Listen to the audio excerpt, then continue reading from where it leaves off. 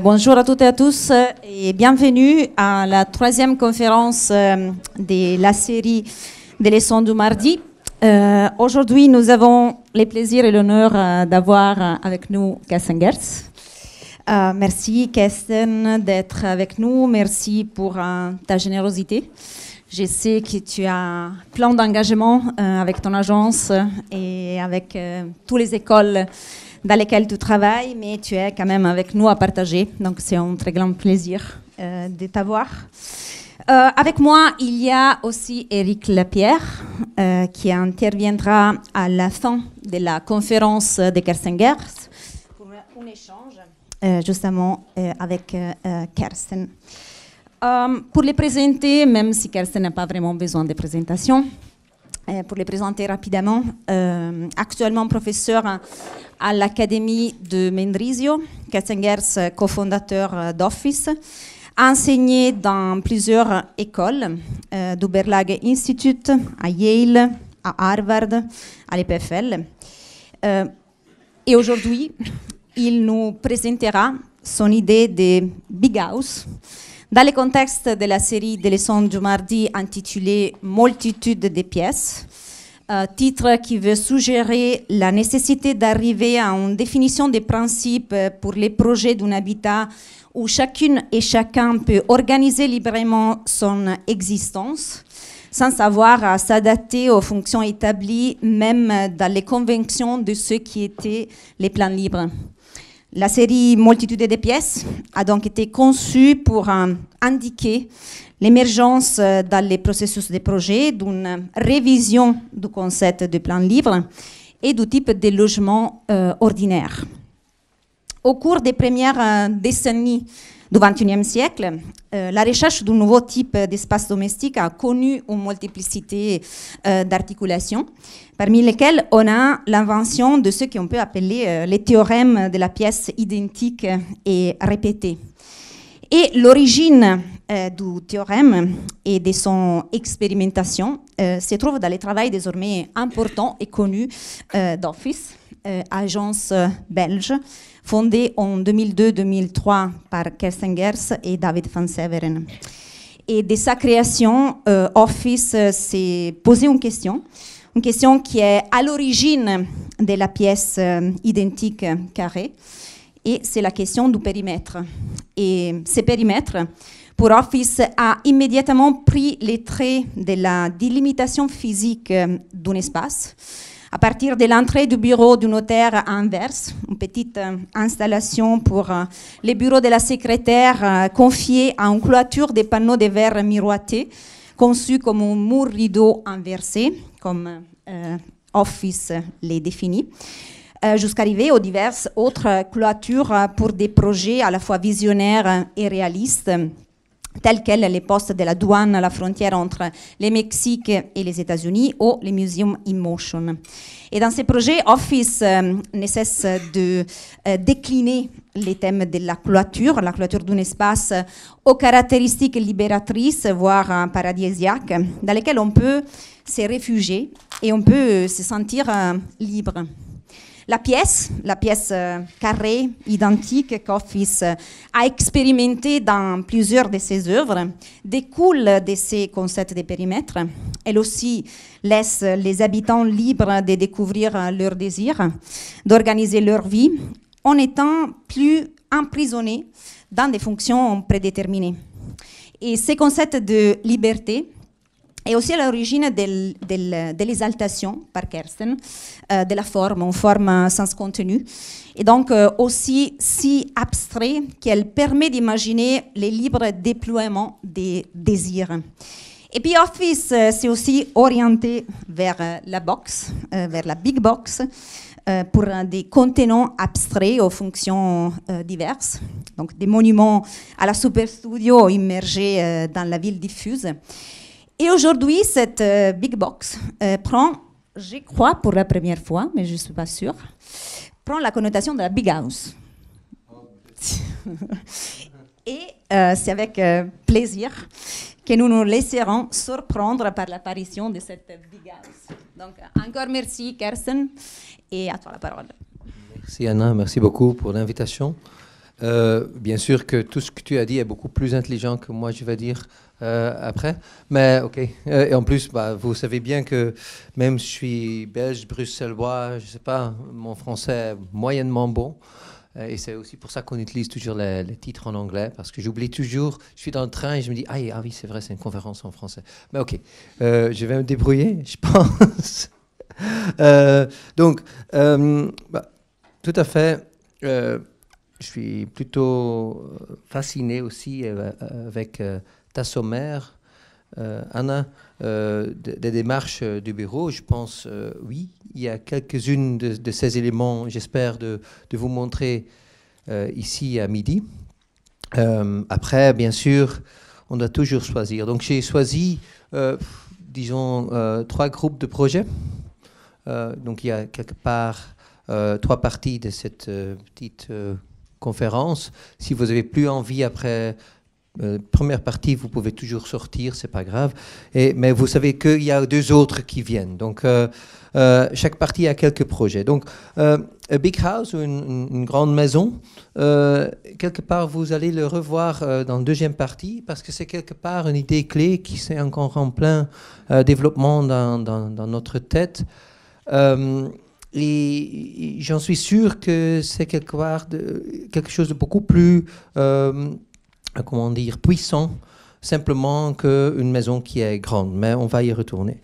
Mais avant d'y arriver au Big House, je voudrais commencer avec, je dirais, a house of many rooms, ou une maison avec beaucoup de pièces ou beaucoup de chambres.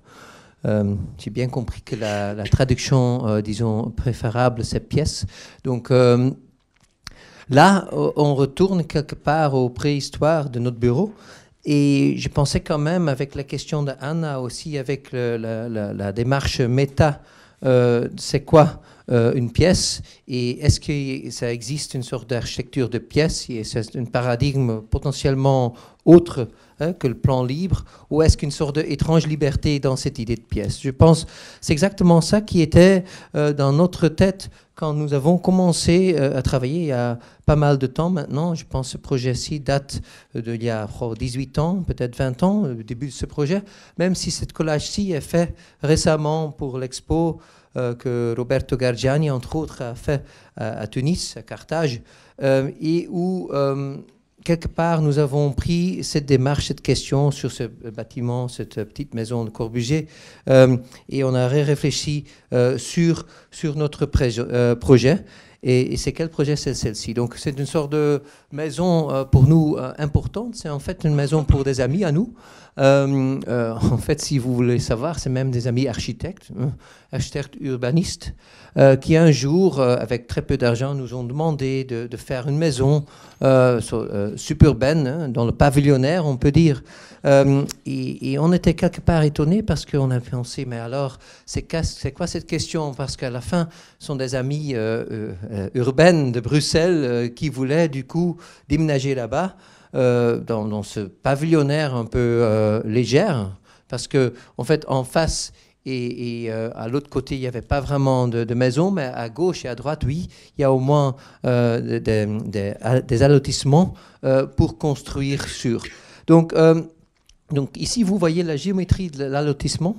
Et donc la question de faire une maison, et vous comprenez probablement comment les règles de ce genre d'allotissement fonctionnent, c'est-à-dire il y a une sorte de zone où on peut construire, une certaine distance de la rue qui est là, il y a 4 mètres des voisins des côtés, et après il y a une certaine négociation qu'on a décidé de prendre. Et on a proposé cette maison très très simple avec 9 pièces au rez-de-chaussée, on peut dire 9 pièces minérales, on peut dire, ce sont des murs minérales, des murs en fait faits en ce genre de pierre un peu grande, pierre béton. Et donc à l'autre sur le premier étage, une sorte de même plan avec 9 pièces de nouveau fait en bois. Donc pour nous, ce qui était intéressant, c'est de faire cette maison très compacte, vous le voyez ici, des 2 étages, et en cherchant une sorte de manière de créer une sorte de distance, comme je dirais une nave spatiale qui est juste arrivée là-bas et qui cherche d'avoir sa propre contexte. Donc ici, il y a un voisin, mais il doit quand même respecter ses 4 mètres aussi, dans l'autre côté aussi. Et donc, une des choses les plus chiantes, je dirais, dans la vie du pavillonnaire, c'est que tu es juste toujours à côté de ton voisin. Donc, tu es ici, et ici, il y a quelque part le point de négociation entre toi et le voisin. Donc, est-ce qu'il y avait manière de faire une figure qui était beaucoup plus autonome, je dirais, et où, comment on dit ça en français, the fence, c'est quoi le mot en français ? La clôture fait partie de la figure de la maison. Donc toi, ta clôture et ton jardin est là. Et ici, ça appartient à toi, bien sûr, mais ce geste, quelque part très généreux vers le voisin, c'est simplement en disant que oui, ça fait partie de nous, mais on le laisse un peu. C'est le monde sauvage, disons. Donc ici, vous le voyez. Après, bien sûr, c'était le début, quelque part, cette recherche sur faire une idée d'une maison avec des pièces ici 4 mètres sur 4 mètres. Donc, le parti en bois sont plutôt des espaces utilisés pour une lit, pour une sorte de pièce pour jouer pour les enfants. Quand on a fait la maison, les 2 filles étaient très jeunes, donc ils dormaient encore ensemble. Après, ils ont déménagé dans cette maison parce qu'il y a beaucoup de pièces. Les pièces ne sont pas vraiment définies. Et au centre, il y a cet escalier très simple. Et gauche et droite de ce centre, il y avait la possibilité d'avoir des nœuds, je dirais, humides. Et au début, on avait construit un, et maintenant les 2 fonctionnent quelque part comme espace bain, espace douche, espace machine à laver, tout ça. Et le reste sont des pièces. Les pièces ici, et en rez-de-chaussée aussi, les pièces quelque part plutôt en version croix, on peut dire, parce que toutes les pièces des côtés sont libres, sont ouverts, et sont presque sorte de pièces de stockage intérieur, extérieur. Donc voilà, ça c'est la maison. Ici, on est entre la clôture qui appartient à la maison et la clôture du voisin, parce que le voisin, bien sûr, construit cette clôture. Et donc, on est sur notre terrain.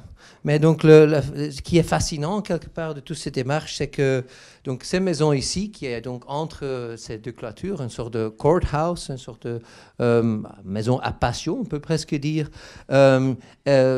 arrive à se couper de ce contexte. Donc ici, je dirais, il y a beaucoup de différentes démarches. Donc pour un part, bien sûr, c'est une sorte de recherche sur la matérialité de la pièce. Il y a une sorte de plan central avec l'escalier, bien sûr. Il y a la différence entre ces pièces en minéral et ces pièces en bois. Il y a cette logique d'enfilade, il y a cette maison à patio avec le double patio. Il y avait l'idée de comment dire, enlever la clôture comme une sorte de langage, une sorte de geste, un outil architectonique. Et tout ça, bien sûr, pour réfléchir sur l'idée du pavillonnaire. Donc, je voudrais commencer avec ça parce que, bien sûr, on peut parler de cette maison d'une autre manière aussi. Mais donc, je voudrais peut-être aussi le montrer parce qu'il y a donc l'engagement sur la réflexion de la pièce. Et à la fin aussi, un engagement sur la matérialité, un engagement sur les ouvertures, un engagement sur une sorte de réflexion sur, je dirais, une notion de liberté. Et cette liberté est importante. Je pense que cette maison-là, même si quand tu le vois, on n'a pas cette photo ici, mais de l'autre côté, tu vas comprendre que c'est une maison à côté des autres maisons. Mais quand tu es dedans, tu es libre, tu es seul, tu es là. Tu vois ? Ici, quand on regarde un petit peu, tu vois la clôture déjà de l'autre voisin, qui est moche, bien sûr. Mais la voiture, qui est la voiture de notre client, qui était garée au côté. Parce que, bien sûr, avec ces démarches de cette nouvelle orientation, on entre la maison dans les côtés et pas typiquement ce qu'on fait dans le pavillonnaire, c'est-à-dire on a la rue, après on a une sorte de driveway, un truc comme ça, on met la voiture et on entre la maison. Mais non, pas ici. Et donc là, quelque part, c'est une sorte d'anecdote. Pour moi, c'était toujours un désir de faire cette maison, de manière très petite, bien sûr, beaucoup moins monumentale, mais il y a ce fameux maison de Green and Green à Los Angeles, où quand tu le visites maintenant, tu vois cette maison en bois, très belle. et les guides, parce que tu peux que le visiter avec les guides, ils te disent toujours oui, mais quand la maison était là, au début, il n'y avait personne autour. Et donc pour nous, c'était intéressant d'essayer de faire cette maison avec cette orientation qui est étrange et que tu as l'impression que toutes les autres maisons autour étaient construites après, qui n'était pas vrai. Mais que comme c'est si indépendant, que c'est que là que tu peux, expériencer, vivre cette sorte d'hallucination de vivre dans le paysage. Donc ici, vous le voyez, et vous voyez quelques photos de plus. Donc voilà, de nouveau, le voisin à gauche. Et donc, cet étrange espace. Et ce qui est intéressant quand même, une autre petite anecdote, c'est que les enfants, quand ils avaient 12 ans, ils ont commencé de jouer autour. Au début, pas. Au début, le périmètre, la clôture était vraiment the inside and the outside. Après, c'est devenu beaucoup plus flou. Ben voilà. La deuxième maison que je voudrais montrer, et c'est une maison qui se trouve un peu 2 kilomètres à la première, c'est une maison qui, je pense, qui a essayé de pousser cette notion de liberté dans un autre contexte, mais à une certaine limite. Donc, c'est ici, vous voyez, donc là, il n'y a pas à se cacher, donc c'est vraiment un contexte semi-urbain. Comme partout maintenant, on parle dans des autres contextes even covered field, on parle de pavillonnaire, on parle de sorte d'idée que l'urbanisation se trouve partout. Mais même si c'est un peu ville, c'est pas une ville comme Paris, c'est pas beau, c'est pas spécifique, c'est pas monumental, non, mais c'est quand même urbanisé. Donc, ce genre de contexte, à la fin, je trouve encore plus moche que vous avez vu avant, parce qu'avant, il y a encore ici et là quelques perspectives sur un hypothétique paysage pas transformé. Là, il n'y a plus rien. Il n'y a plus rien. Bien sûr, il y a quelques arbres, vous le voyez là-bas, mais en général, c'est une rue sorte provinciale, des bâtiments à gauche, à droite, des petites boîtes, des grandes boîtes, des maisons, tout. Donc là, la question était de construire une maison de week-end. Et on a pensé, week-end, quand moi je pense week-end, peut-être je m'imagine à voyager quelques centaines de kilomètres et visiter une sorte d'endroit beaucoup plus beau, ou prendre un avion, peut-être que même aujourd'hui on se demande, et ça c'est une maison qu'on a fait il y a 15 ans. Donc étrangement, je dirais, aujourd'hui je regarde même avec des autres yeux. Quand on a eu cette demande pour faire cette maison de vacances, cette maison de week-end, là, dans cet endroit, à quelque part 30 km Bruxelles, au milieu d'une sorte de texture gris, on a demandé, est-ce qu'il y a manière de faire ce genre de, comme ces images Rousseau, un peu image zoo, une sorte de tropisme imaginaire. Est-ce qu'il y a manière de faire dans cette maison une sorte de monde? Et ça, c'est un collage qu'on a utilisé pour le premier projet, qui n'est pas le projet que je montre, parce que je me souviens, au premier projet, on a juste parlé de non-stop. C'était vraiment presque une sorte de serre sans fin, non-stop, une sorte de monde complètement coupé, très technologique quelque part. Et comme ça, on a commencé cette conversation avec ce client. Après, en fait, ce qui était drôle, c'est que le client a beaucoup aimé ce premier projet, mais on était un peu paranoïde. On a dit, il aime trop, c'est pas logique. On va peut-être changer de projet. Donc, on a changé le projet. Et on a changé le projet, une sorte de figure avec le même state of mind, la même démarche. Donc, ce que vous voyez ici, ce qu'on a construit, c'est une sorte de maison de week-end. C'est rectangulaire avec 4 carrés, 9 mètres sur 9 mètres chacun. Qu'on a mis juste à côté de l'ancienne maison. En fait, l'ancienne maison ici, qui touche la rue, avait quelques, on dit en anglais, outbuildings, quelques bâtiments bricolés à côté, ajoutés dans les années. Ça commençait quelque part là et ça s'arrêtait quelque part ici au milieu. On les a enlevés, mais on a quand même gardé la maison parce qu'on a dit, est-ce qu'il y a manière de tourner en revers quelque part, en disant que si ça c'est la maison de week-end, peut-être cette petite maison peut devenir une une sorte de maison, sorte de guest house, une maison d'hôte, c'est ça ce que tu dis en français, une sorte de petite maisonnette qu'on peut utiliser quand il y a des amis qui veulent quand même rester le soirée, et ils utilisent ça. Et donc, mais l'entrée sur cette maison-là, notre maison, est vraiment la petite porte que vous voyez là-bas. Et donc, cette 4 pièces de 9 sur 9, c'était plutôt un expériment. Est-ce qu'il y a manière de deux choses, de couper une sorte de monde complètement séparé des voisins, maintenant de manière beaucoup plus violente que vous avez vu juste avant.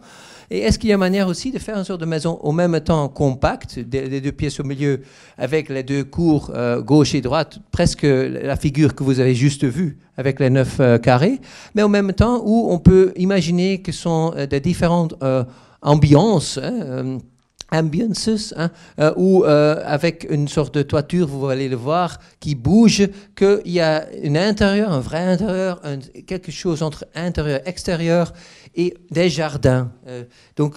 Où, dépendant de, disons, le climat, dépendant du moment, la saison, ça change. Vous voyez ici, donc ici la maison de week-end, qui a cette petite piscine, qui a aussi ce tonneau que vous voyez là-bas, c'est la salle de bain, parce que l'autre pièce, qui est la pièce principale, la troisième pièce, n'a pas de salle de bain, donc c'est-à-dire en été, tu vas vraiment sortir de l'extérieur, à l'hiver, ça fait partie de ce volume compact avec les deux jardins, et donc à côté, cette maison de hôte.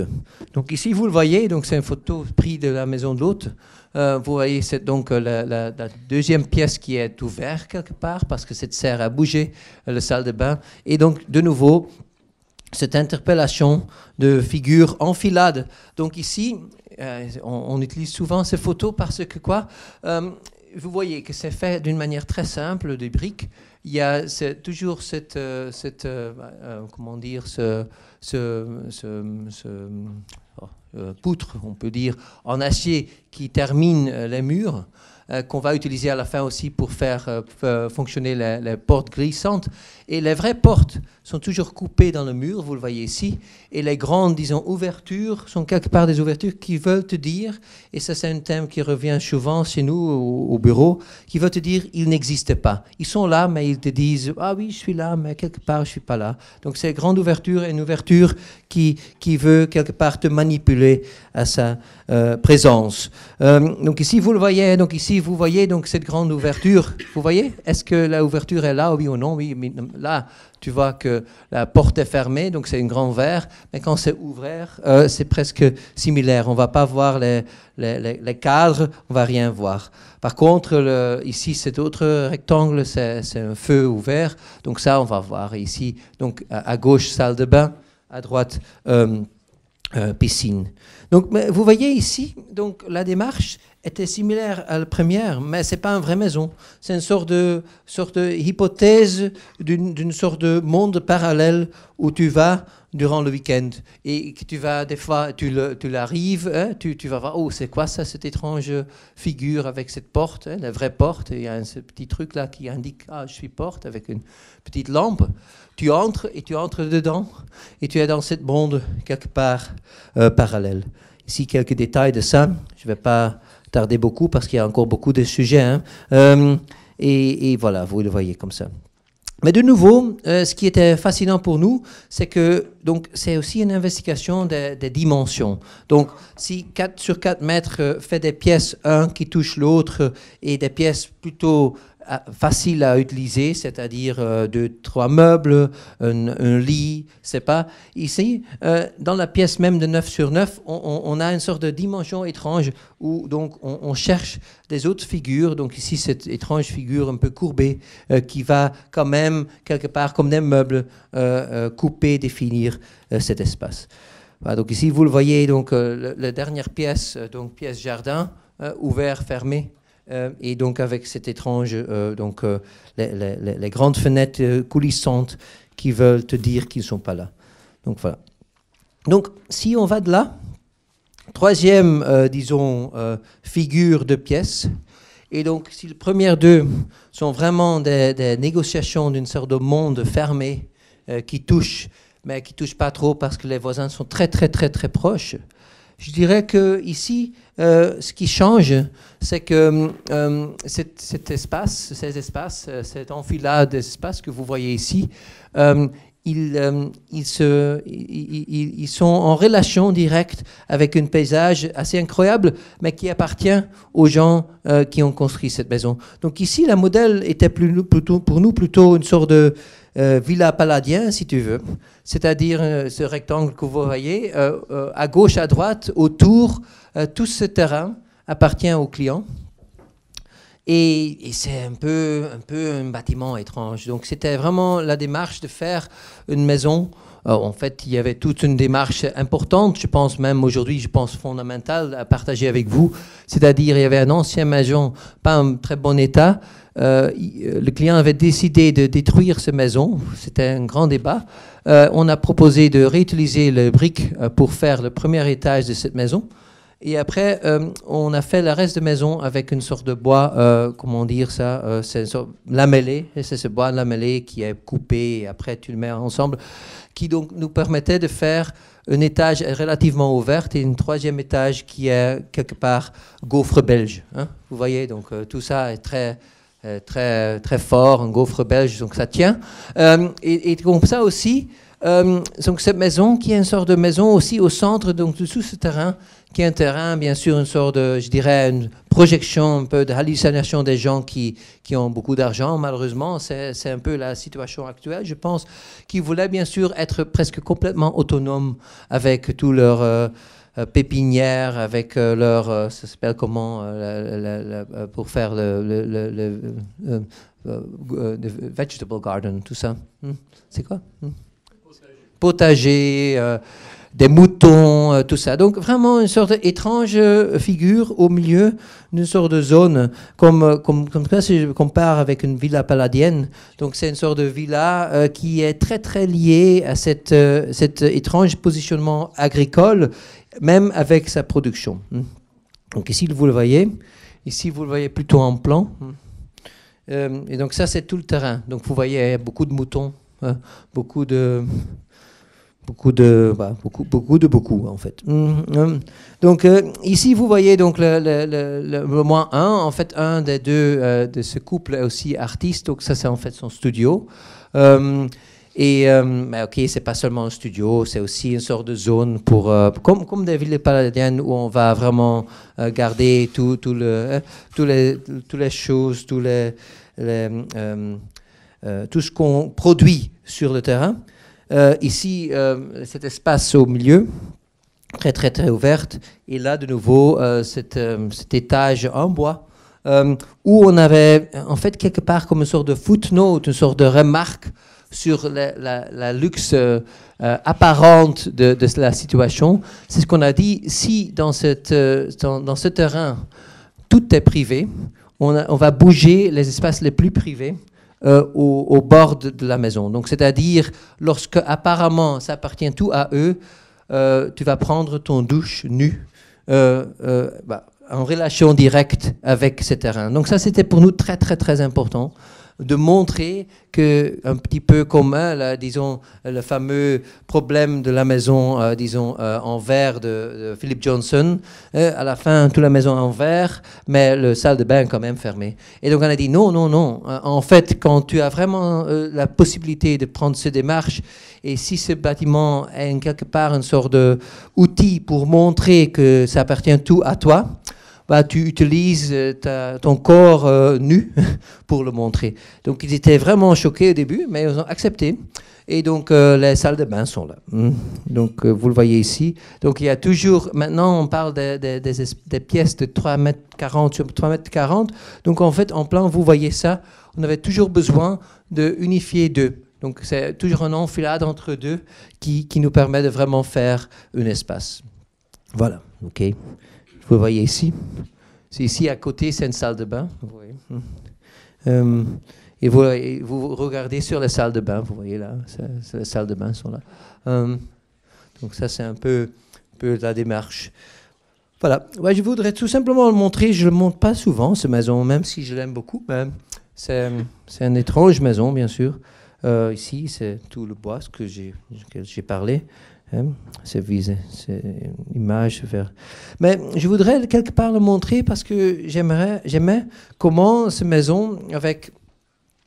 C'est encore, on parle de maisons, des bâtiments avec beaucoup de pièces.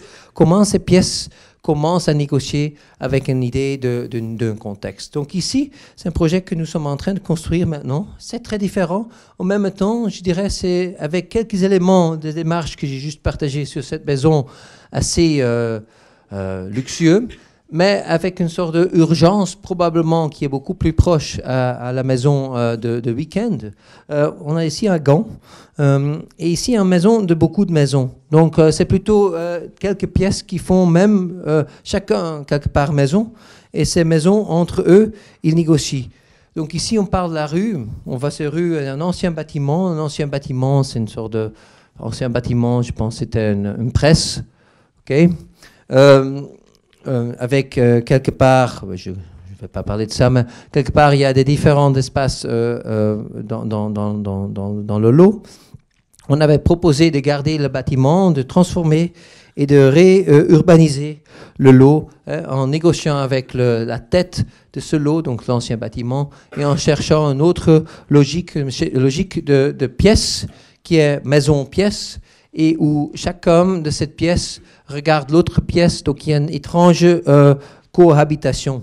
Donc là, pour nous, l'idée, bien sûr, disons, pour un part, avoir cet avantage, ce luxe quelque part de pouvoir vivre là-bas, à Gand, c'est cher, ces maisons sont chères à la fin, mais leur forcer de négocier un avec l'autre. Donc, cette cohabitation, je ne sais pas comment il explique en français, cohabitation, et donc de différents espaces, de différentes maisons, donc des fois de 2 étages, des fois de 1 étage, mais chacun le jardin quelque part partagé. Donc vous le voyez ici, la seule manière de bouger vers le fin, c'est en utilisant toujours ici cet étrange coin qui est en même temps l'endroit le plus, disons, dessiné, c'est la toilette, la salle de bain, la cuisine aussi au étage, et qui fait quelque part ce passage. Ce passage, je pense, c'est aussi visible un petit peu. Ben, c'est étrange parce que c'est complètement plat, mais ici, c'est donc ce passage qui va comme ça.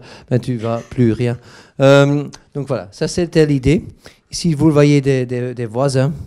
Et maintenant, vous pouvez le voir ici déjà quelque part en construction. Donc pour moi, ici, c'est quelque part la démarche la plus, je dirais, extrême, si je peux, peut-être aussi contemporain pour nous, parce que c'est un projet qui n'est pas déjà fini, de cette démarche de maison de pièces. Donc, si j'utilise ce maison de pièces, je voudrais plutôt bouger vers le deuxième sujet, the big house. Donc, le big house est beaucoup de choses. Pour un part, on peut dire the big house, une grande maison, c'est bien sûr une maison avec beaucoup de pièces. On pourrait même dire que le bâtiment que j'ai juste montré est une sorte de grande maison de pièces, ou même, si on veut, ce grand villa. Mais bien sûr, pour moi, le big house est quelque chose d'autre. Une grande maison est bien sûr une grande maison, mais c'est plutôt d'utiliser quelques éléments de maison, si je peux le dire. Donc, l'idée aussi qu'une maison a un certain nombre de pièces, mais en cherchant une sorte d'aspect beaucoup plus, je dirais, partagé, plus public, plus civique. Donc, un essai qu'on a fait, un concours qu'on a malheureusement perdu, on est les deuxièmes, c'était pour ce complexe, qui est un complexe pour des jeunes handicapés, en fait une douzaine, très peu. C'était une initiative d'un père, d'un des 12 bien sûr, qui voulait faire, pas plutôt une sorte d'hôpital pour des jeunes handicapés, mais de faire un endroit où ils pourraient vivre ensemble. Hein. Donc le projet s'appelait aussi Vivre ensemble. Donc nous avons reçu, comme les autres concurrents bien sûr, cette étrange grande pièce, un peu en pente, cette lot. Et on avait dit, oui, bah voilà, il y avait une maison là-dessus, très mauvais état. Donc on a dit, oui, on remplace par une sorte de longue figure, long bâtiment, une grande toiture, comme un train, peut-être. Donc ce train, donc vous le voyez là-bas, ce train. En fait, ce train était garé, on peut dire, entre toutes ces énormes maisons. Vous voyez, c'est Uccle à Bruxelles, C'est le parti le plus riche de Bruxelles, et donc il y avait beaucoup d'opposition aussi, en fait, parce que tous les gens qui habitent ici dans des grandes maisons, bien sûr, ils étaient un peu crispés avec l'idée d'avoir 12 jeunes handicapés comme voisins. Mais ok.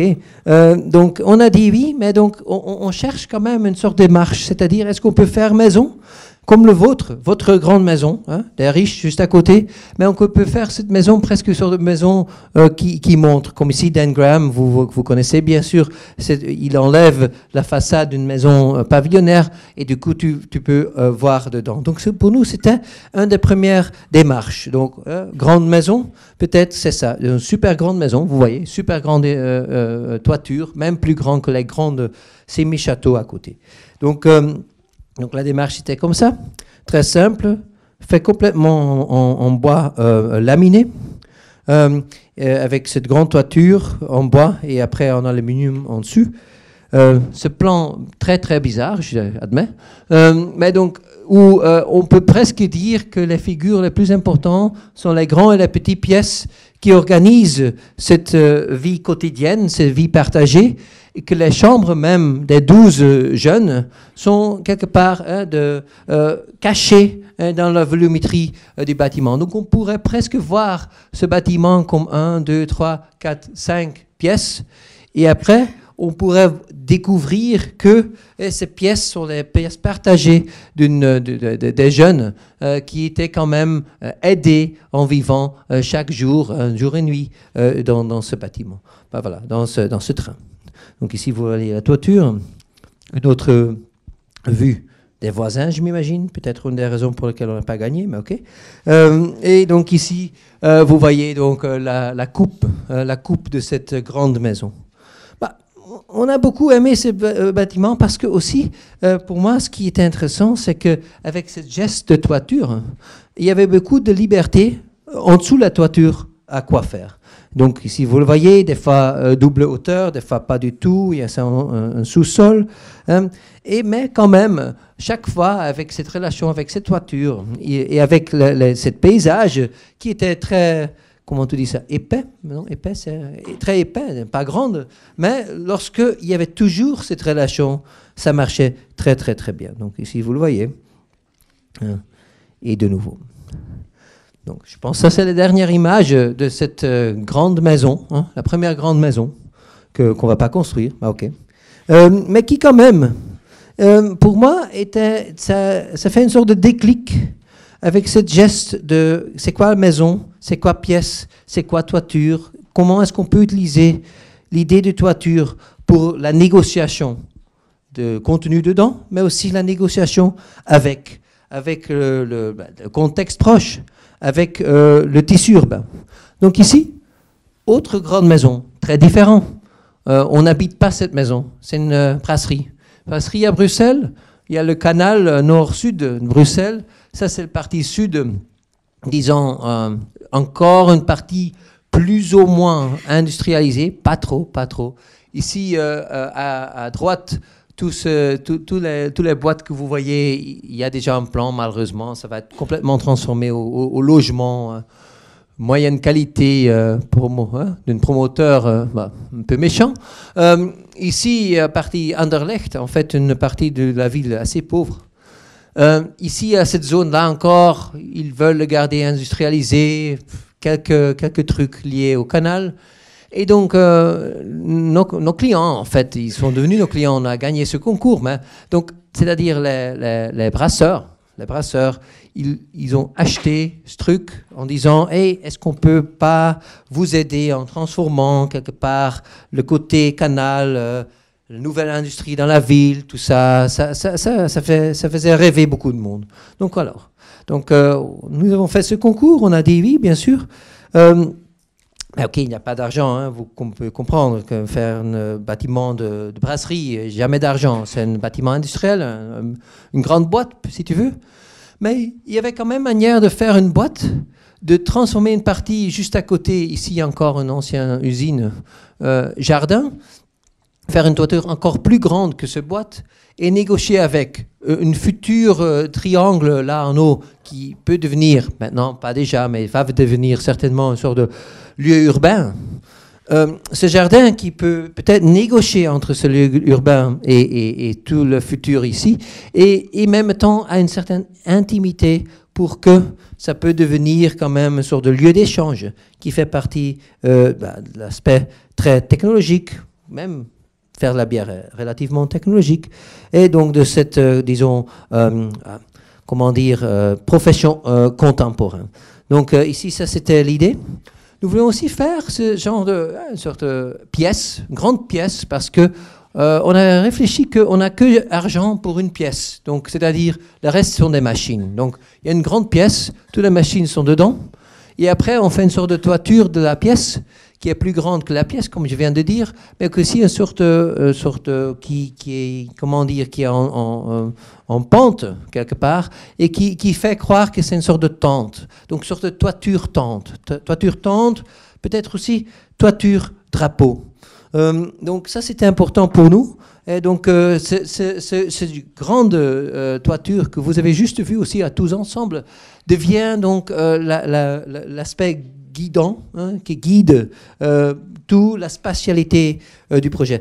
En plus on a bien sûr utilisé, peut-être vous connaissez cette marque, ça s'appelle Brussels Beer Project, donc ils ont tous ces petits comment ça s'appelle, des canettes avec des couleurs. Ils expérimentent tout le temps. Donc, c'est-à-dire, chaque 3 mois, ils ont un autre goût avec une autre combinaison de couleurs. Et nous avons quelque part fait dans le concours une sorte de combinaison de quelques couleurs qu'ils ont déjà utilisées en disant « Ah, comment vous représentez ?» On fait une sorte de tente à la Schinkel. Hein. Il y a une sorte de référence de Schinkel, Pomona Temple, quelque part.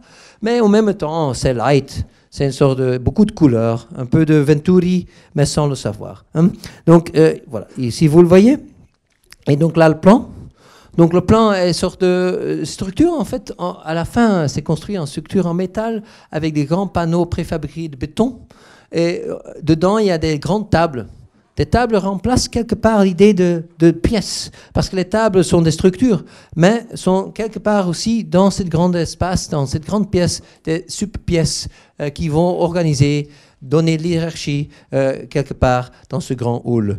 Donc l'idée est simplement de faire ces tables avec des colonnes rondes de sections, plutôt que typiquement pour la structure en acier, donnent leur aspect, leur présence. Donc ici, vous le voyez, et ici. Et donc, bien sûr, la pièce a des grandes fenêtres, comme souvent chez nous, 4 grandes ouvertures. Les ouvertures sont centralisées sur chaque façade, n'ont rien à voir avec l'intérieur, vous le voyez ici.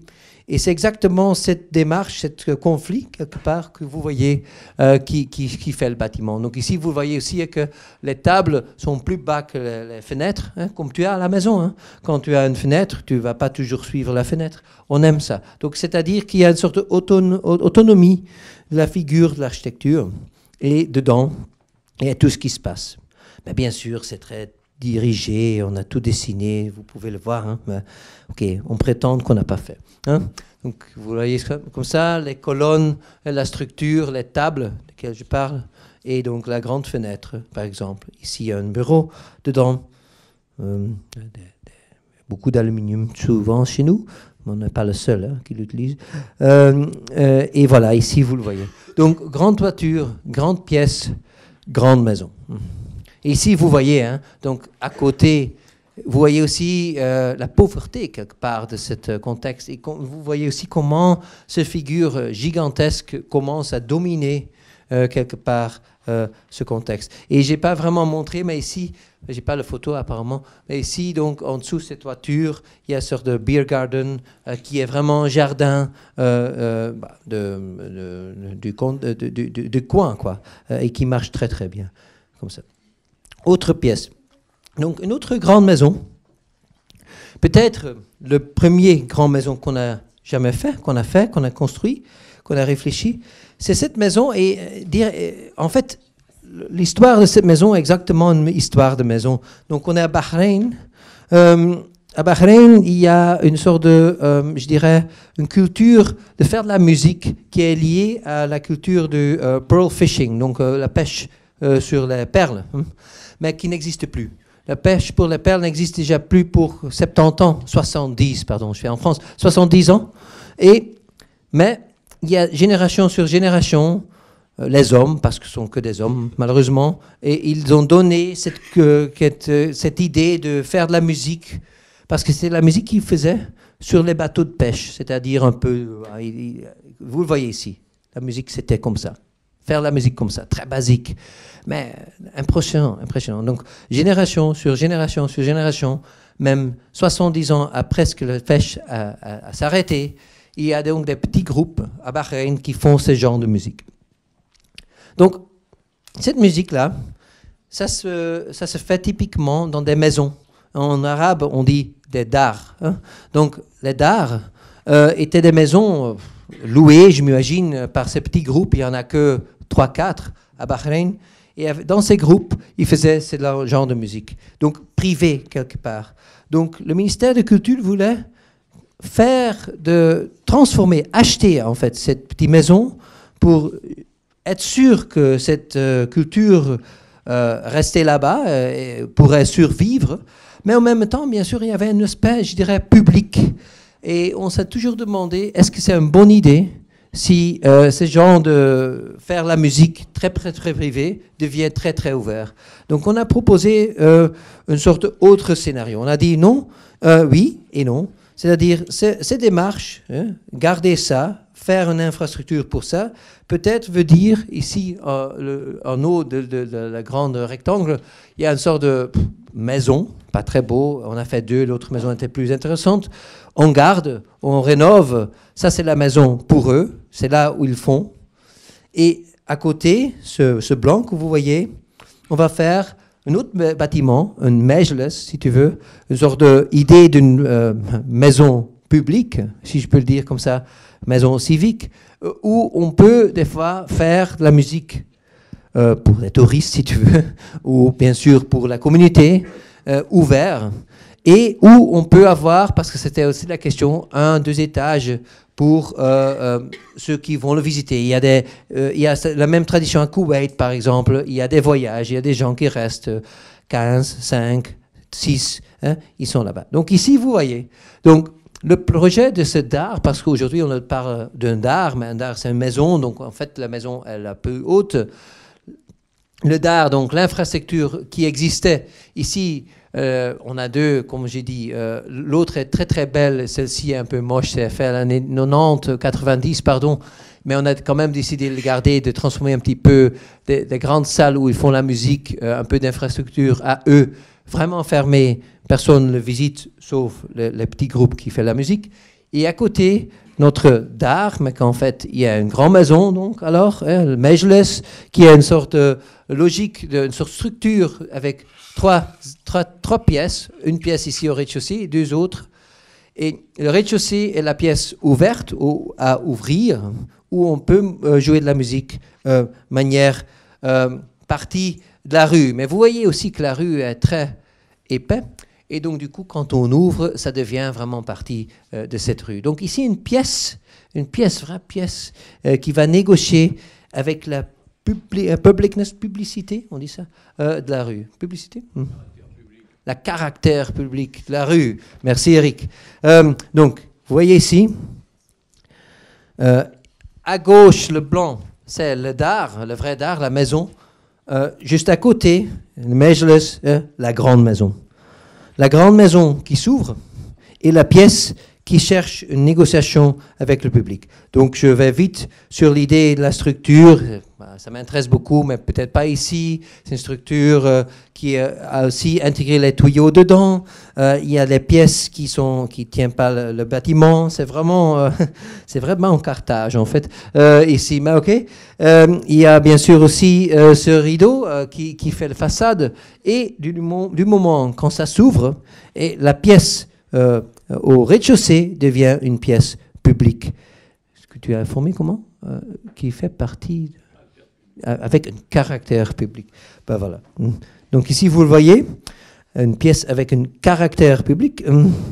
On peut ouvrir tous ces panneaux aussi, parce qu'il utilise, ça s'ouvre dans 2 niveaux, parce qu'on peut aussi l'utiliser comme une sorte d'eau pour s'asseoir. Et ok, on va faire le petit promenade que je ne fais pas ici un peu trop vite, mais c'est bon. Donc ici, vous le voyez, ce étrange bâtiment de 10 mètres, 3 étages, qui, quand ça ouvre, et je l'ouvre maintenant, fait partie à ce caractère public. Donc ici, vous le voyez, ils font cette musique. Il y a des guests, hein, vous voyez, tout le neighborhood, tout le coin, hein, ils viennent. Et donc, c'est cet étrange échange entre une pièce et une ville, quelque part. Donc, pièce et ville, et ça, c'est la dernière entrée de deuxième partie. Après, il y a un troisième, mais ça va vite, pas de souci.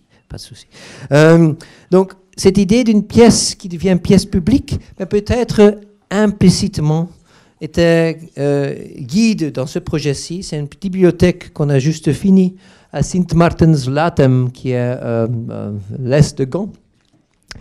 De nouveau, hein, c'est un espace vert, bien sûr, mais c'est complètement urbanisé, c'est que des villas. De nouveau, ici, on parle d'un contexte assez riche. Mais lorsque les gens ici sont relativement riches, ils sont tous là parce qu'ils ne payent pas les taxes. Et lorsqu'ils ne payent pas de taxes, ils n'ont pas d'argent pour construire une bibliothèque. Dommage, je dirais. Donc, c'est un peu ce qui a se passé. Donc, ils ont cherché pour 15 ans de l'argent pour faire une bibliothèque et à la fin, ils ont quelque part décidé de négocier avec l'école, qui est elle que tu vas quelque part juste à côté, de faire bibliothèque et en même temps aussi quelques pièces pour l'école, pour des cours spéciaux. Donc, bibliothèque, on a décidé de faire ce figure rond, vous voyez ici. On a fait ce figure rond pour maximiser aussi quelque part un peu de contexte autour. Il y a quelques espaces, vous allez le voir, qui ont une relation avec l'école là que vous voyez en blanc. Et pour le reste, ce figure essaye vraiment, mais je dirais vraiment, essaye d'être une grande maison. Donc ça, c'est une big house pure et dure, c'est-à-dire c'est une sorte de figure de maison presque. C'est un espace. En fait, c'est un espace. Mais c'est un espace qui n'est pas du tout visible de l'extérieur. On a minimisé la relation avec l'extérieur, c'est très important. Et on a introduit ces seuils. Pour moi, cette idée de house que vous avez déjà vu, les seuils sont fondamentaux. Donc ici, une sorte d'ouverture. C'est le premier des 4, je pense qu'il y a 1, 2, 3, 4. Et les autres 3, ils ont cette relation avec l'école ici à côté. Et cette ouverture-ci, c'est l'entrée de cette bibliothèque.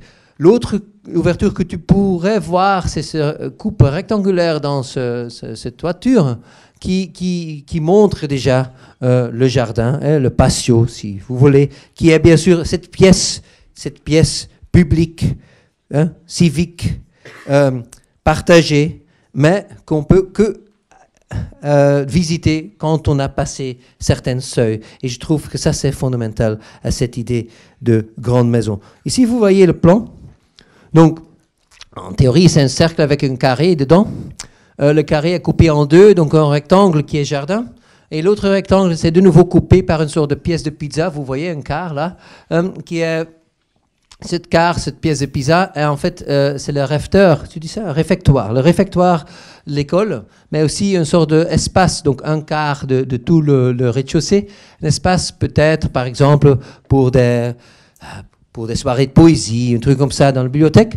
Après les deux triangles, c'est à l'un côté les espaces pour le directeur de bibliothèque, et à l'autre côté, il y a une petite cuisine et les toilettes et tout ça.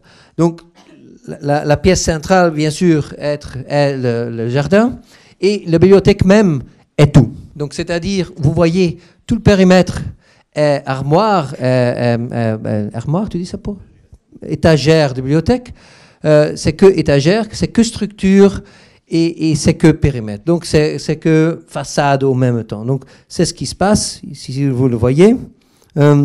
Ici, vous voyez donc comment, en fait, c'est la structure aussi de la toiture.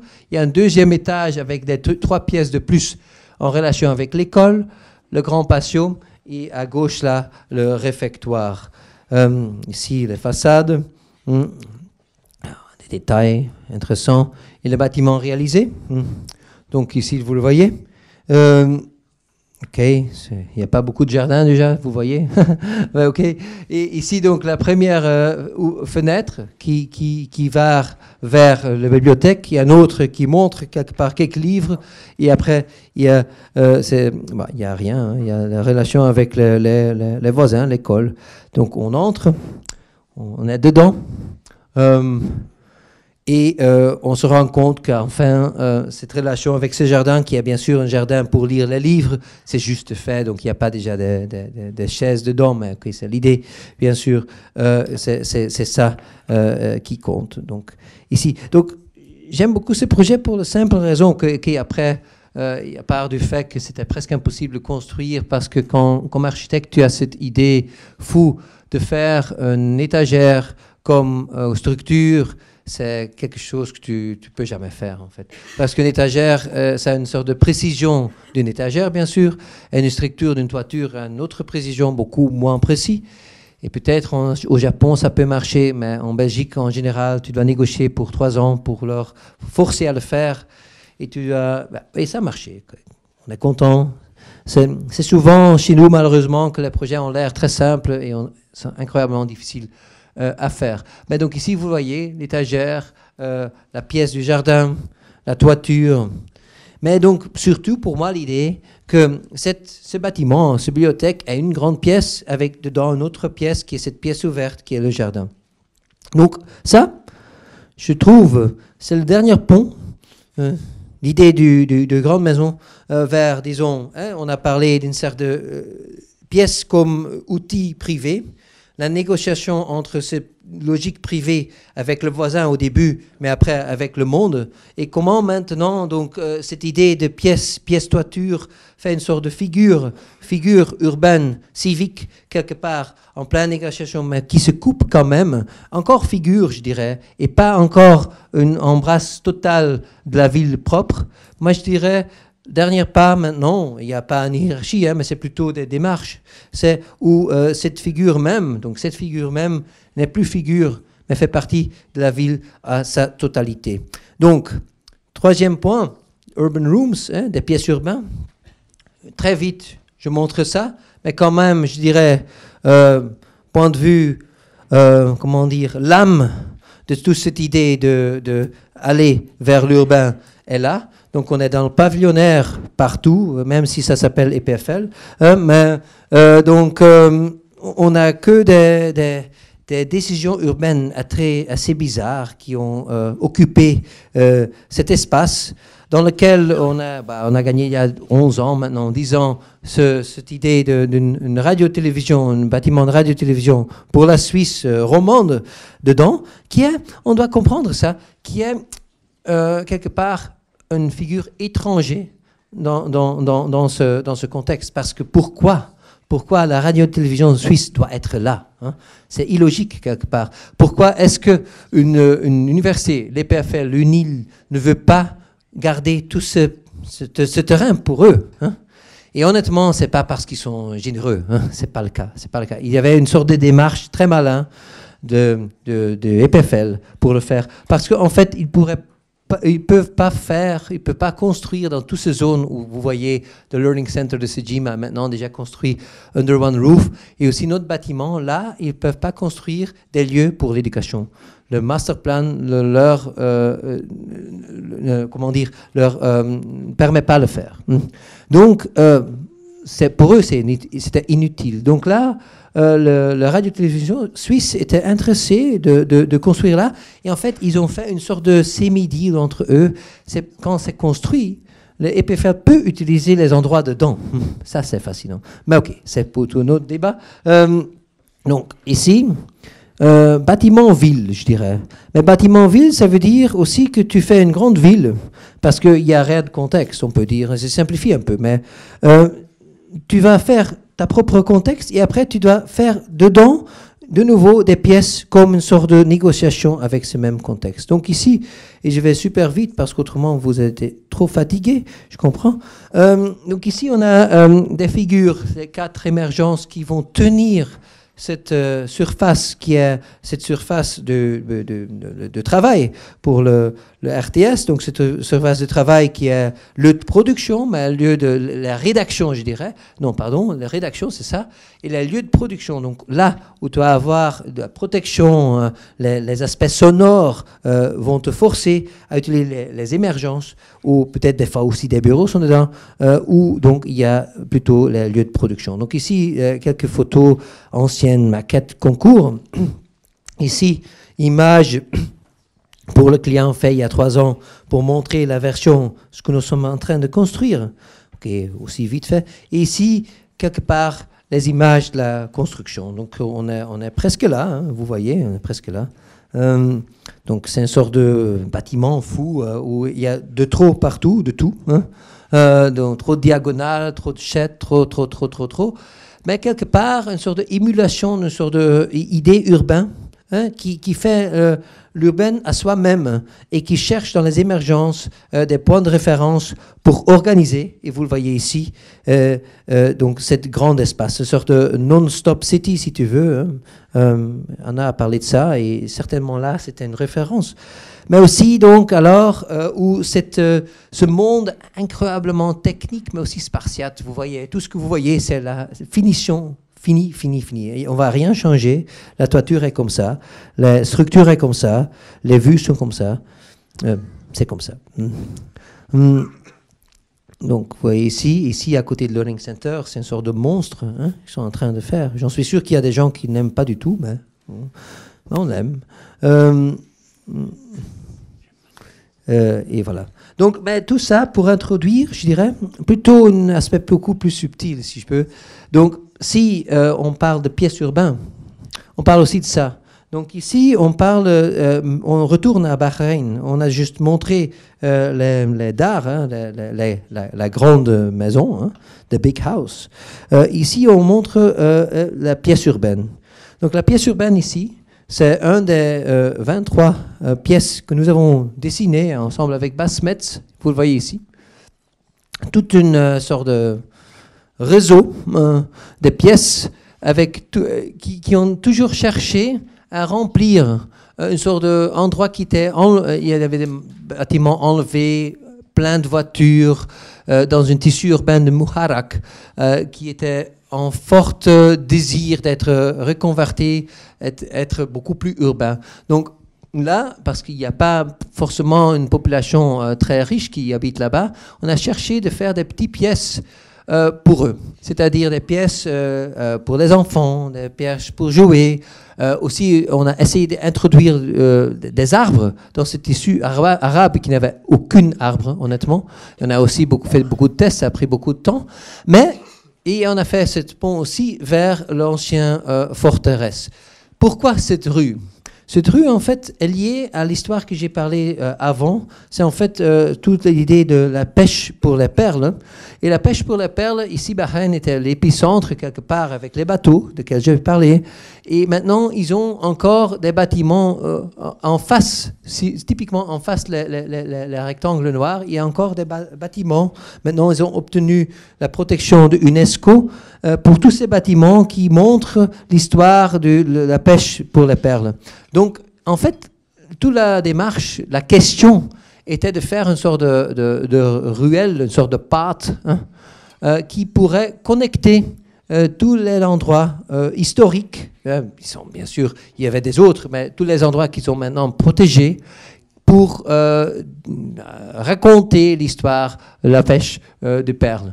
Donc, nous avons fait cette proposition. On a dit, OK, comment est-ce que tu fais ? Tu fais ces petits endroits, hein, les petits placettes, les petites pièces, et entre eux, tu fais des lampes qui sont juste d'une distance que tu vas les voir quand tu es là, une lampe, tu vas à l'autre lampe, et comme ça, tu vas trouver un petit peu comme, ça s'appelle comment en français, la chapeaude rouge. Petit poussé, c'est qui avec les... Non, c'est pas ça. Hein? Avec le pain, Petit poussé, avec le pain. Ok, voilà, vous savez. Avec le pain, tu fais le pain et tu trouves le chemin. Donc, c'était ça. Donc, en fait, les lampes, c'est comme le pain. Ici, quelques références. Ici, les premiers collages. Donc, ici, vous le voyez. Hein, donc, toujours les petites placettes et après le pont. Et après, bien sûr, ça a pris beaucoup de temps. Hein, ici, toujours en cherchant comment réparer les tissus urbains. Et donc, on enlève les voitures, on répare les tissus urbains, on fait les placettes. Ancienne maquette, mais que ça montre quand même. Et ici, tous les points, vous voyez, les points, hein, les pièces de pain que tu vas suivre à l'un sur l'autre. Ici, les pièces.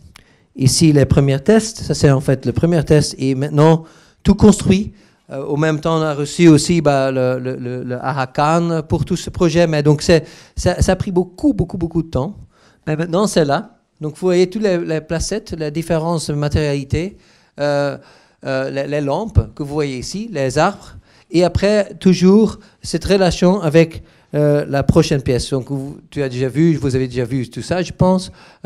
Là, vous voyez déjà une lampe qui va te guider vers l'autre pièce et tout ça. Et bien sûr, les pièces fonctionnent à eux-mêmes pour ceux qui habitent juste autour. C'est leur espace public. Hein? C'est la pièce civique. C'est la pièce urbaine. Si vous voyez, hein, un de ces lampes, il y en a beaucoup, bien sûr. Une autre pièce, la nuit. Et en fait, la pièce qui va à la fin jusqu'au pont qu'on a fait, c'est la dernière pièce qu'on a fait, qu'on construit il y a un an, je pense, ce pont. Et parce qu'il y a une sorte, en anglais, tu dis, il y a un landfill. Ils ont gagné le terre sur la mer. Et donc, il y avait une gigantesque sorte d'autoroute qui coupe l'ancien château avec le reste de Muharraq. Et on a dit, et alors, mais si tu veux aller jusqu'à là, c'est la fin du truc, qu'est-ce qu'on va faire? Donc, on a fait toute cette route de ces lampes. Et au dernier moment, il y a ce gigantesque pont pour des piétonniers, pont piétonnier, qui va faire cette démarche. Vous voyez, ici, ce pont. Et ce pont, vous voyez, hein, ça passe même une zone militaire, vous voyez, c'est ce pont, ça passe et ça passe. Ici, vous voyez ce pont. Ici, vous voyez ces lignes du pont. Hein, donc, en fait, ici, il y a ce qui ramène, qui reste encore là du château, ici. Hein, et là, donc, ça connecte avec le reste de Muharraq. Comme ça. Ici, vous voyez, dernière image, je pense, de ça. Donc, c'est étrange, château, pièce, ce qui reste de toute cette histoire de Perling avec ce bizarre pont, bien sûr, m'amène au dernier projet. Donc c'est la pièce urbaine de laquelle j'ai parlé, mais on retourne au privé. Donc ici, on a deux pièces hyper privées et au même temps hyper, je dirais, civiques, hyper urbain. On est en Belgique de nouveau, et la zone où on est, c'est cette zone-ci. Donc ici, tu vois le contexte, et là, vous voyez cette zone. C'est une zone qui est quelque part verte, mais qui aujourd'hui, il y a beaucoup de ces inondations aussi en France, en Belgique aussi. Donc on a des vrais problèmes de table de l'eau. Et donc aussi ici, c'est plus possible de construire. Donc il y a beaucoup de maisons qui sont là maintenant à côté des zones qui sont à peine pas inondées. Et donc il y a cet artiste ici qui s'appelle Rinus van de Velde, qui est un artiste fameux en Belgique, et qui voulait à tout prix avoir son atelier là-bas. Et il a, avec notre aide quelque part, il a réussi à négocier avec la ville, c'est Louvain en fait, de nord-est de Bruxelles, de quand même construire encore un bâtiment là-bas. Donc dans cette zone d'inondation, on peut dire mais pourquoi, hein? Mais il a dit non, pour moi c'est important. Et on a dit oui, mais quand tu fais ça, quand tu arrives à le faire, c'est quoi? C'est quoi ta relation civique? C'est quoi ta responsabilité? Et donc, cet espace qui est en fait, vous voyez, hein, c'est l'architecture, c'est le rez-de-chaussée, une pièce, et le premier étage, une pièce. Il n'y a même pas de relation entre les deux, il n'y a que deux escaliers à l'extérieur. Il y a un escalier que vous voyez pour même entrer le rez-de-chaussée. Il y a ces deux étranges toitures, vous le voyez un petit peu. Ici, vous le voyez, et c'est comme vous avez juste vu, à côté de notre pont, c'est une petite forteresse. Donc j'aimerais arrêter avec ce petit projet que nous sommes maintenant en train de construire, parce que pour moi, ça montre comment le plus privé, le plus intime, le plus personnel, quelque part, avec sa forme, si je peux le dire, avec sa présentation, devient public. Merci beaucoup.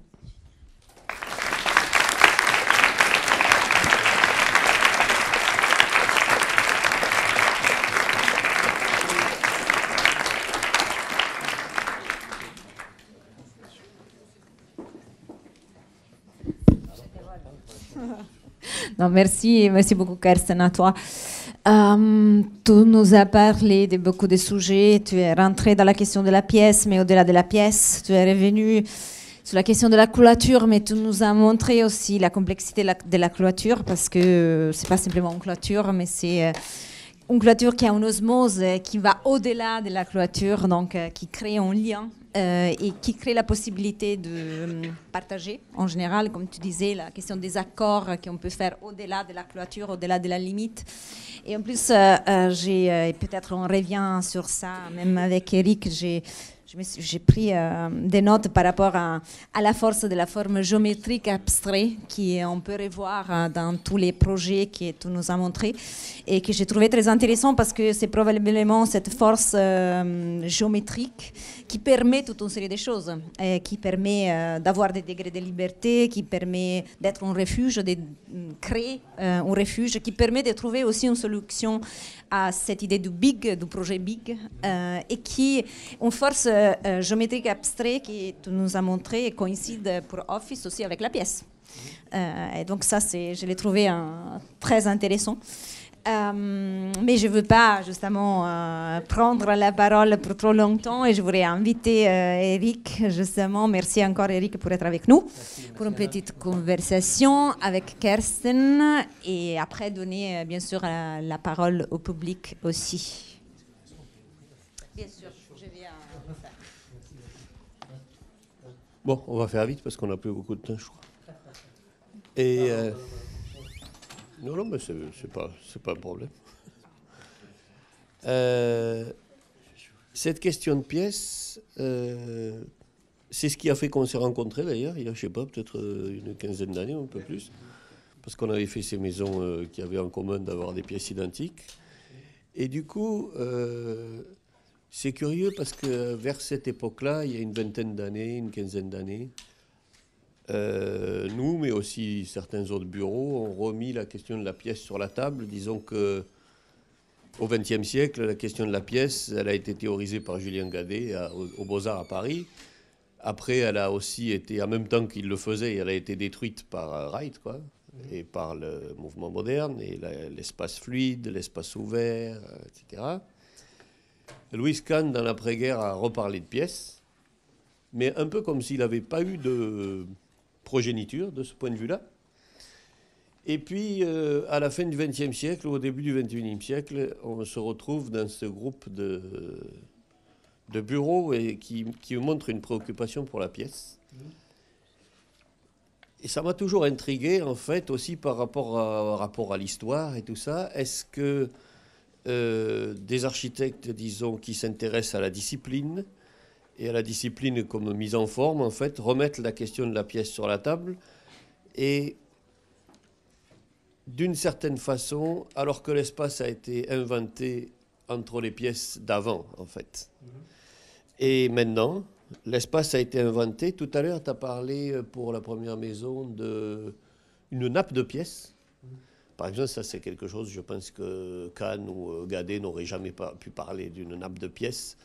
Parce que l'idée de nappe, elle va avec l'idée de l'invention de l'espace, en fait. Et l'espace, il a été contradictoire avec la pièce.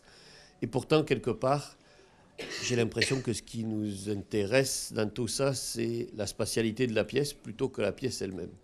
Après, tu as parlé de la big house et de la question du seuil, en disant, oui, là, pour la maison, oui, une maison, c'est un seuil.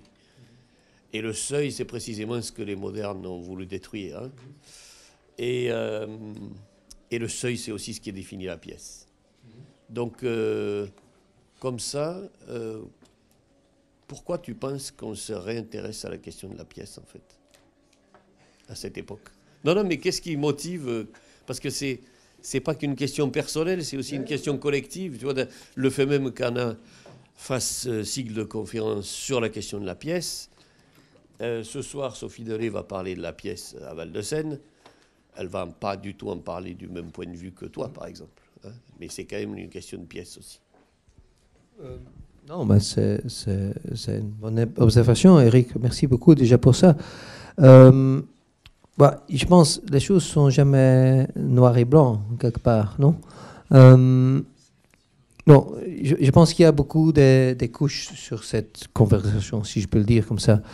Moi, j'ai l'impression que, et après, ce sont des positions un peu extrémistes, mais je pense la machinerie de la modernité, quelque part, dans notre monde, d'une autre manière, comment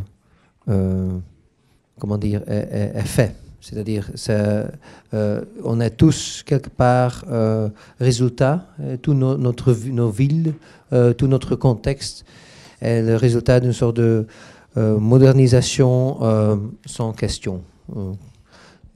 Ce qui est quelque part aussi dommage. Il y a beaucoup de débats si ça veut dire qu'on ne doit plus être moderne, on n'était jamais moderne ou autre. Moi, je pense ce qui est peut-être le résultat le plus évident, c'est la négociation entre toi et le monde, nous, mais aussi ceux qui habitent nos maisons. Et le monde était un petit peu oublié parce qu'il y avait beaucoup d'autres sujets. Hein. Et à la fin, je suis moderniste moi-même, hein, comme Moritz a dit, half modern, half something else. Oui, certainement, moitié, nous sommes modernistes aussi, nous, parce que le projet social de modernité est important. Mais le projet social de modernité est quelque part, je dirais, abducted, je ne sais pas le mot en français, abducted non, abducted, c'est pris par des autres facteurs. Abducted, c'est comme quand moi je te prends otage, prends otage par une sorte de capitalisme facile qui finalement qui a fait que tout a l'air d'être très ouvert et prêt pour l'échange et fait pour tout le monde, mais qu'à la fin personne y gagne. Donc, je pense que notre architecture, et aussi le vôtre, j'en suis sûr, se présente de nouveau là où on dit, oui, bien sûr, le monde de l'architecture commerciale qui présente à tout le monde un maximum de terrasses et le maximum de vitres et le maximum d'accès et le maximum de tout, parce que ça a l'air être la conséquence directe, physique, d'une certaine logique un peu facile, commerciale de la modernité, hein. On doute. Donc, quand tu me demandes pourquoi est-ce que vous faisiez des pièces ou pourquoi est-ce que vous faites la réflexion sur le périmètre, la coupe, la hiérarchie, l'intérieur, l'extérieur, la relation physique directe avec le mur, avec l'ouverture dans le mur et tout ça, ben, c'est ça la raison. C'est-à-dire, à nous, comme producteurs culturels, le seul qu'on peut faire, c'est réfléchir en disant oui, bien sûr, il y a des figures très belles des années 20, 30, 50, même plus tôt.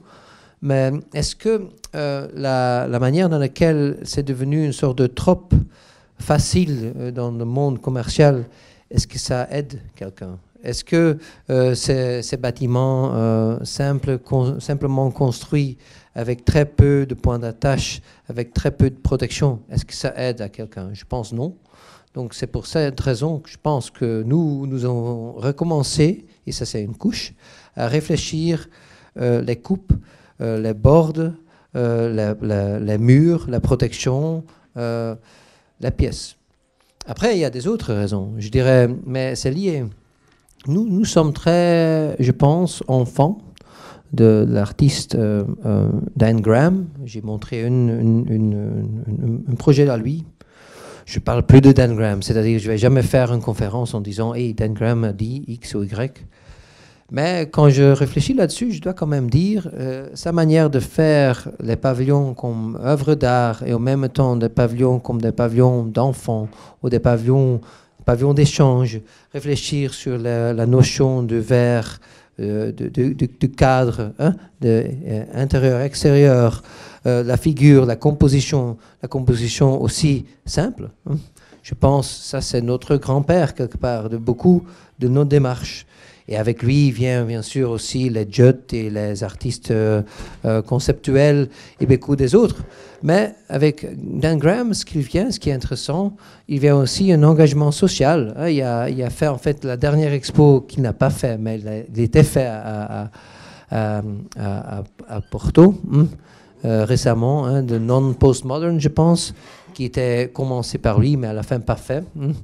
C'était une expo qui montre du coup Ichigo Hasegawa, qui montre du coup Sverre Fein, qui montre des architectes qui étaient quand même quelque part en train de négocier avec une étrange modernité, avec une sorte d'aspect, je dirais, humaniste, mais peut-être sans aller dans les pitfalls, dans les, je dirais, les rues un peu discutables de, même s'il était intéressant, mais tous les Tim Ten ou Van Eyck ou De Carlo. Donc, je pense que ça, c'est une autre couche. Après, et troisième élément, nous sommes quand même aussi indirectement, je dirais, influencés par cette étrange crise 68, De Carlo, Triennale, post-mai 68 ici à Paris, à Milan, 71, 71, je dois dire pour vous, il y a le fameux Triennale fait par Rossi, l'architecture rationnelle. Et nous sommes quand même encore influencés par ça. C'est-à-dire le fameux débat, qu'est-ce qu'on peut faire comme architecte? Est-ce qu'on peut faire quelque chose comme architecte? C'est quoi la démarche politique? Et est-ce que la forme qui est quelque part un peu autonome, un peu indépendant, est-ce que c'est pas au moins la moitié de la réponse? Donc, il y a autre chose qu'on peut dire. Mais pour moi, si on parle de la pièce, on parle de tout ça.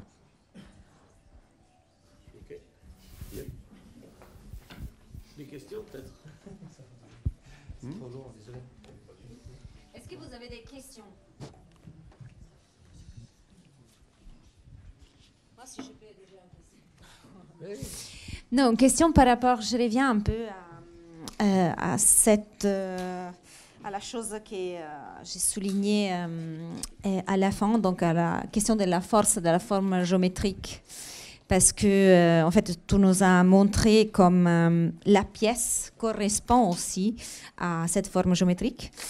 Et je me demandais si, pour Office et pour toi, dans cette forme géométrique abstraite, on reconnaît en fait la force de la discipline de l'architecture et comment cette forme abstraite peut en quelque manière s'adapter, parce que je trouve que c'est possible, s'adapter à tous les systèmes liés à la question climatique contemporaine.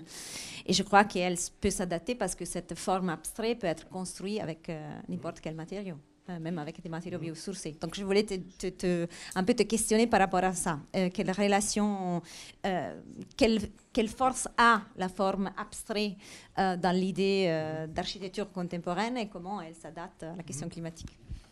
Non, merci, Anna. Avant, on doit dire, nous sommes 2024, non? Les questions écologiques sont des questions clés. Il n'y a pas de doute, je veux dire. Quand tu fais une démarche dans l'architecture, on doit se demander comment est-ce que ça fonctionne. Est-ce que la réponse est un bâtiment ou une idée d'un bâtiment? Et comment est-ce qu'on va traduire cette idée, ce projet, dans le monde, disons, physique? Je n'ai pas montré aujourd'hui, il y a pas mal, on était dans le même train, Eric et moi, on a presque fini avec une sorte d'ancien abattoir qui est devenu école. C'était un ancien abattoir, mais tu vois ce truc, ce bâtiment, et c'est incroyable. C'était incroyable parce que ce bâtiment, quand je ne partageais pas que c'était un ancien abattoir, c'était un super bel bâtiment avec une sorte de toiture incroyable, on a fait des trous dedans, un peu comme les trous que tu voyais ici. Donc je veux dire que je pense il y avait... Moi je suis un peu contre la fausse confrontation entre ceux qui veulent l'architecture et ceux qui ne veulent pas. Je pense que c'est une mauvaise idée. Hein. Je pense non, nous sommes architectes aussi, vous êtes dans très peu de temps aussi architectes. On doit se lutter pour l'architecture. Mais l'architecture n'est pas toujours un nouvel bâtiment. Et l'architecture n'est pas toujours un bâtiment fait dans le matériel le plus cher. Hein. Et l'architecture n'est aussi pas toujours un bâtiment qui est fait du zéro. Hein. Même les villas palladiennes sont plutôt de transformation des anciens bâtiments déjà existants que chacun presque, peut-être sauf le Rotonda, mais qui étaient des bâtiments qu'il a transformés à des autres bâtiments. Maintenant, on les visite comme ces bâtiments de Palladio, mais le 2/3 des fois étaient déjà là. Donc, je pense on doit arrêter avec ce genre de noir et blanc là-dessus. C'est-à-dire, il y a beaucoup de nuances.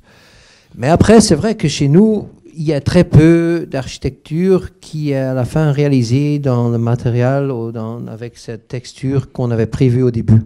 Tout bouge, tout bouge. Même la bibliothèque que vous voyez maintenant, sa version andouillée, tu dis ça hein enduite, était en fait, j'ai pas montré les images, maintenant des collages, mais les collages de concours étaient en rouge, c'était du brique.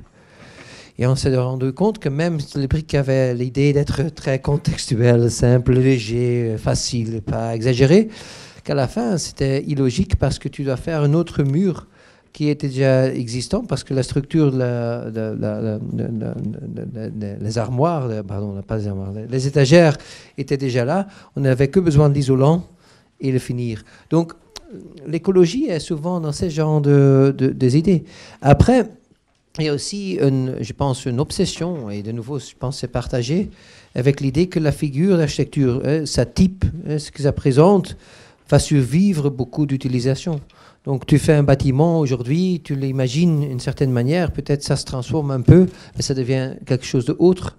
Ça, c'était déjà le cas avec cette maison qui maintenant existe presque 17 ans. La première maison que j'ai montrée, où la famille a grandi dedans et a utilisé cette maison d'une autre manière tout le temps, chaque 2-3 ans, ont complètement changé la manière dans laquelle ils ont utilisé cette maison.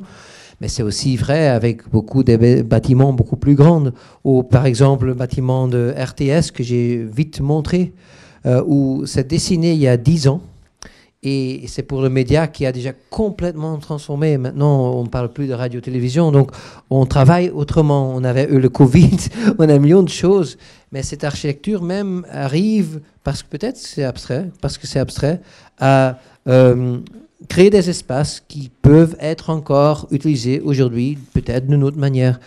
Et ça, je trouve, sont tous des aspects du débat durable. C'est un débat fondamental, mais complexe, mais on doit éviter les signes faciles, je pense. C'est clair que de toute façon, puisque la question environnementale, elle impose l'économie de moyens, à tous les sens du terme, fondamentalement, c'est bon. Fondamentalement, c'est une opportunité. C'est une opportunité pour que tout le monde reste un peu sur la route, en fait, et ne sorte pas de la route. Parce que quand on a trop de moyens, il faut encore savoir soi-même comment les utiliser. Si on en a moins, ça rend en général plutôt meilleur que moins bon, en fait. C'est intéressant ce que tu dis sur la bibliothèque, là. Et l'abstraction, c'est clair aussi que c'est un moyen de tenir une architecture, mais ça l'a toujours été, en fait. Le débat à ce sujet, il est assez pollué par le fait que toute une frange du discours essaie de culpabiliser les architectes ou les étudiants, comme quoi l'architecture serait responsable de tout, quoi, de tous les problèmes, parce que la construction est responsable d'une grande partie des émissions. Mais déjà, si on compte ce qui est vraiment de l'architecture là-dedans, c'est extrêmement négligeable.